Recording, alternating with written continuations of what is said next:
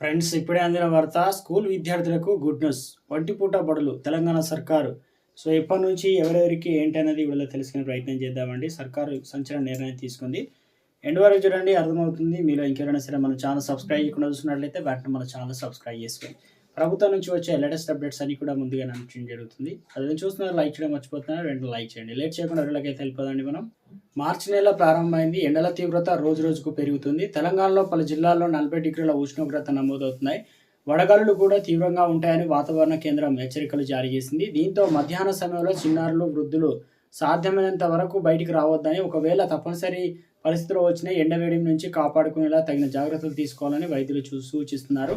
ఇక స్కూల్ విద్యార్థులు ఎండల తీవ్రతతో ఇబ్బందులు పడుతున్నారు. దీంతో తెలంగాణ విద్యాశాఖ కీలక నిర్ణయం తీసుకుంది. ప్రతి ఏటా ఎండల తీవ్రతను దృష్టిలో ఉంచుకొని ప్రభుత్వ, ప్రైవేటు స్కూల్లో ఒంటిపూట బడులు నిర్వహిస్తారు. ప్రస్తుతం ఎండల తీవ్రత నేపథ్యంలో ఈ నెల 15వ తేదీ నుంచి అన్ని బడుల్లో ఒంటిపూట బడులు నిర్వహించాలని తెలంగాణ విద్యాశాఖ నిర్ణయించింది. దీంతో ప్రభుత్వ స్కూళ్లతో పాటు ప్రైవేటు, ఎయిడెడ్ ఇతర అన్ని మేనేజ్మెంట్ పరిధిలో బడులకు ఉదయం 8 గంటల నుంచి మధ్యాహ్నం 12 గంటల వరకే